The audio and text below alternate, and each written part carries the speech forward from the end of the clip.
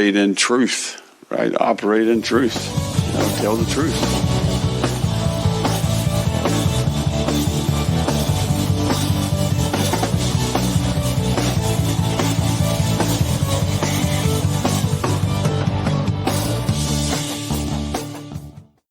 Hello, everybody, and welcome back to the Gator Truth Florida Football Podcast. I'm Daniel, and on this episode, we're going to take a look at the Gators' 34-20 loss to the Georgia Bulldogs this past Saturday in Jacksonville, Florida. Really, there are great things about this game, bad things about this game. We're in year 3. I'm not going to take moral victories. I'm not a big guy on moral victories. Anyways, but that doesn't mean there's not some good things to say. Hey, this was a good performance by this guy, or I like what these guys did. Overall, though, you got to beat your rivals. Currently, the Gators under Billy Napier are 1-10 against rivals, and around 3-16 against teams that have finished or will finish with a winning record. Maybe UCF makes that 4 if they're able to win 3 of their next 4 games if they get to a bowl. With that said, we're going to talk about what we saw on offense, what we saw on defense, and typically do the things that we do here. And before we get into the offense, I want to give a shout out to my friends. You know who they are. Alvarez Lawn Company. If you're in the Central Florida area and you have a lawn project you need done, give my friends at Alvarez Lawn Company a call or text for a free quote, and do so at 407-490-2617. You can also shoot them an email at alvarezlawncompany@gmail.com. Once again, if you have yard work you need to get done or a lawn project that you would like done, give my friends at Alvarez Lawn Company a call or shoot them a text for a free quote at 407-490-2617 and email them at alvarezlawncompany@gmail.com. Alvarez Lawn Company, building plans that work for you. And so let's talk about the offense. The offense, it was a mixed day. There were good things, there were bad things. Of course, we talked about one of the biggest keys, if not the biggest keys, is attack that secondary of Georgia, go downfield on that secondary. And we heard Trey, when we were doing the opposing sidelines, talk about here's what you need to do to, attack this team. Unfortunately, we didn't do too much of that early. There's some things there that we just didn't hit. And then finally, after we get our first pick of the game by Devin Moore, we hit Aiden Mizell, 1 play, 43 yards, touchdown drive. But that was pretty much the highlights of the passing game for the game. Gators finished with only 113 yards through the air. Now, some of that is DJ Lagway leaving the game with an injury early on in the second quarter. And again, DJ Lagway getting injured, definitely a big deal. I'm not going to say that we would have won for sure had he stayed in the game. However, I'd say the chances of us winning greatly increase. I've seen too many times under Billy Napier, Florida look like they have a chance to win, only to snatch defeat from the jaws of victory. I could start listing games, but we're not going to. But with that said, that's why I can't guarantee. And also when I see things like our first drive was 6 plays, 17 yards, and then we did a 3-and-out, kind of makes me a little leery. It's easy to see the one big touchdown pass and say we would have done that all the time. However, that's not quite what it looked like the whole time when DJ had the ball. We did put up 2 points in 4 drives. The 5th drive, had we scored, it would have been the longest drive of the game, as our 2 scoring drives at that point, we had moved the ball 43 and 37 yards combined. And again, I don't say that to be negative. I say that more so of here's why I don't want to guarantee we win that game. And I'm not saying you shouldn't feel we could have won the game. I just don't know if it's a guarantee. That said, definitely would have been a lot better than what happened after he went out. And got to give him credit. I mean, started 2 for 6. There was some iffy throws. There's a throwaway in there. There's a drop in there. 61.5 QBR in his short time in the game, which is higher than Carson Beck's 61 QBR for the game, according to ESPN. With that said, hope he gets better. Definitely this team is going to struggle if he is not back. Billy Napier indicated in his press conference that DJ might be back before the end of the season, but that's one of those things. I'll believe it when I see it. I know a lot of people heard things today and figured, oh, he's going to be back possibly this week, possibly others. And I think that Billy Napier said that. I'm not going to put stock in it not just being gamesmanship until I see it. Now, that's not me saying he's not coming back. That's me saying I'm going to wait until I see it, till I say this is for sure happening. Obviously, he gets injured. Walk-on Aiden Warner comes in and 7 for 22, 66 yards, and an interception. That being said, he did help lead a scoring drive later in the game once we got down 20-13. Helps move the Gators down the field. It was a very big run-heavy drive for that touchdown.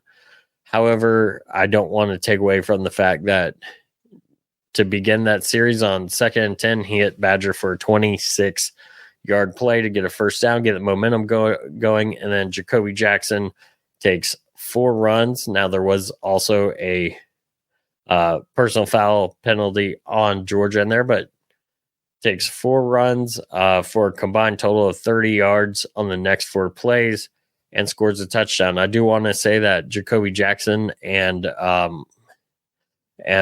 Jaden Ball overall had great games. Granted, Jaden Ball ends up with less than 4 yards per carry, 17 for 64. Jacoby Jackson, 12 for 74. But overall, both were solid on the day.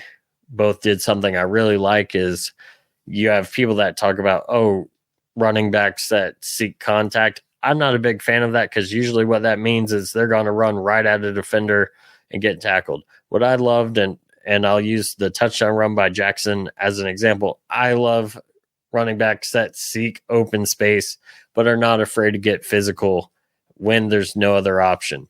That's a lot different than I'm seeking contact. I'm going to run at the defender and just hit him to hit him.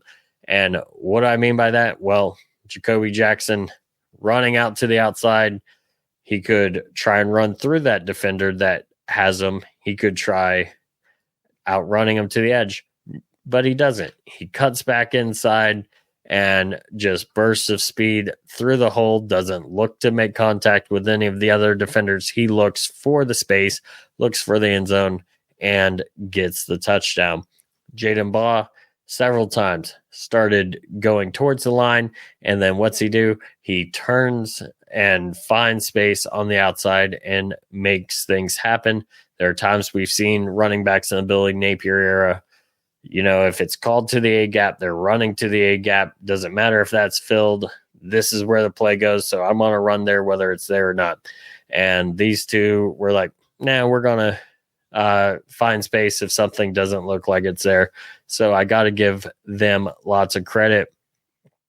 I also have to give Aiden Mizell credit. If you've listened to the show too much, I'm a fan of Mizell. Led the Gators in receptions and receiving yards. Those are not necessarily always the same thing. And that's 4 receptions, 466 yards. Of course, the 43-yard touchdown being the only receiving touchdown out there. Elijah Badger, 2 receptions, 36 yards. And of course, his longest was that 26-yard pass from Warner that we talked about earlier. I do want to also give a shout out to the offensive line. Overall, played really well against the Georgia defensive front. Something that was going to be a big question mark. I think overall they passed the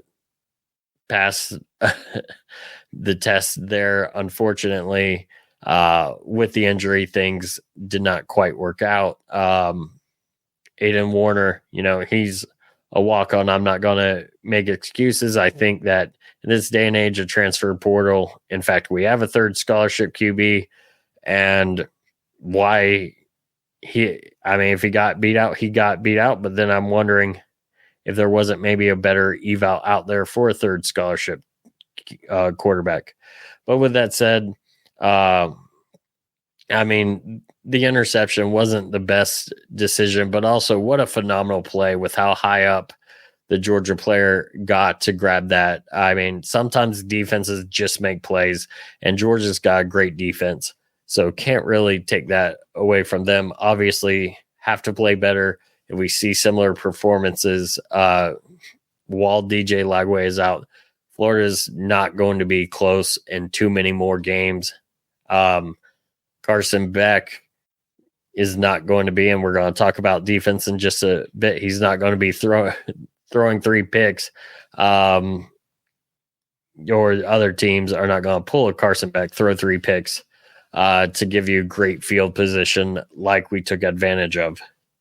And before we talk about the defense in this game, I do want to go ahead and give my friends at Gator Chatter a shout out. Lots of interesting conversation right now. I know there's conversation going on all over the place, whether it's Twitter, Facebook, you name it, where there's debate. Do you keep Billy Napier? Does the Lagway injury give him a free pass? And who cares if the Gators have only 3 wins against teams with winning records in the Napier era?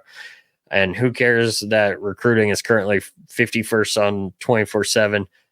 The injury gives him a free pass, or the other side that's like, no, he can't win his way back, and everywhere in between. But discussions like that are happening all over the place, including at Gator Chatter. I will say, giving a fun shout out to Gator Chatter, currently one of the final 5 in the NCAA Survivor, and second place currently in the Pick'em against the spread. It's the first year I've actually remembered to do my picks every week, so I'm pretty happy in how it's turned out so far. But lots of fun over at Gator Chatter as well. Definitely join the conversation at GatorChatter.com, your Florida Gator sports bar. So let's talk about perhaps the highlight of the day for the Gators, and that is the defense. Now, before we begin, I do want to make sure we do recognize this defense, by the end of the day, gave up 455 yards, 300 yards through the air to Carson Beck, and 146 yards on the ground. Didn't quite seem that way because the game was close for a while, mostly because of that incredible first half where the Gators held them to 6 points. I didn't know if that was going to be sustainable. Obviously the Gators had some great 3-and-outs and 2 picks in the first half, with the third one coming on Georgia's first drive of the second half. Unfortunately, the Gators then go 3-and-out and punt. But then after that, and some of it is unfortunate, just the way that the game goes. But anyways, sorry. After that, if Florida's going 3-and-out, generally the rest of the game, your defense is going to get tired. Of course, injuries did happen. Lots of injuries for the Gators throughout the game. But the performance, and I was really shocked when I read the stats on this, but I would say the performer of the game on defense is definitely Aaron Gates. Got a big pick, set up the field goal drive. Devin Moore, of course, got the first pick, setting up the touchdown. Guy came in, flew in, made a big tackle for loss on a third down. And when I saw he only had four tackles, 3 of which were solo, had a pass defended the interception, I was like, man, his stats seem low, because he seemed like he was everywhere. And of course, with that, he ended up on the thumbnail for this video, but very, very good day from him. Also notable, Bridges with 8 tackles. Jack Pyburn. If you've listened to the show, you know I'm a big Pyburn fan for lots of reasons, but guy definitely has a motor, made some great plays, and of course got that pick in Jacksonville. The interesting, and he's a guy from Jacksonville, that's why I bring it up. But the interesting thing is that pick. I'm not sure why you have Jack Pyburn, so far down the field in coverage, but hey, sometimes the ball gets tipped and good things happen. But also it makes me question, why is he so far down in coverage and what happens if that ball's not tipped? We had seen that earlier with a lineman being downfield and Georgia got a big completion. But with that said, it was a good play to see. We talked about we had to get pressure and rattle back. And of course, at the beginning of the game, we did that getting 3 picks by the first drive of the second half. That is just phenomenal from this team. And I'll say this, and I said this to my cousin Will, who I'm watching with, and I know he's probably going to listen to this. So, hey, Will. But anyways, I said, what I love about these interceptions is they're definitely ones where we've made plays. And what I mean by that is I go back to an interception back in 2019, where in a game we had the opposing quarterback basically throw it to our defender who's standing with no one nearby, just standing in the middle of the end zone, didn't really cut in front of the ball or anything, and he got the pick. So it was good he got the catch, but it's also not the same as a guy who, like Gates' interception, cuts in front of a play and picks it off, or, Moore's interception, or even in a way, Pyburn's interception. That's not to say Pyburn necessarily made a big play outside of making the catch, but to get the pressure and tip the ball, I would say that's a great job by the Florida defense. And of course, Pyburn to read it in the air, catch it, and go. But again, everything's a little bit different. We made it happen, I guess. It wasn't just a bad mistake by the other team. We made it happen with the tip, or we made it happen with Moore or Gates making a play on the ball. And so definitely good things there from the Gator defense. I asked how we would be once we faced a better team, and definitely these guys in general played a lot better until later on in the game. Granted, the first 2 drives for Georgia, they had 110 yards. One of those was a 13-play, 83-yard drive that ended in a field goal, which I also thought if you let them go that far and held them to a field goal early on, that's great for a rivalry game. But then outside of that, I mean, we're talking 110 yards in 2 drives, and then you give up 340 the rest of the way. Obviously, the yardage needs to be less, but when you look at it that way, 340 for pretty much a whole game isn't bad. Not great, but not bad. So got to give them full credit again. Get pressure, make turnovers. I thought turnovers could change the game, and I think with that 3rd interception right at the beginning of the second half, I think now we'll talk about one of the hypotheticals. I said I won't get too much in the hypotheticals. Say we do win with DJ. I think that's a situation where we get the ball at the 50-yard line. I think that's a time where possibly we see the Gators go deep again. And of course, DJ Lagway would probably hit that deep pass, or at least make it catchable.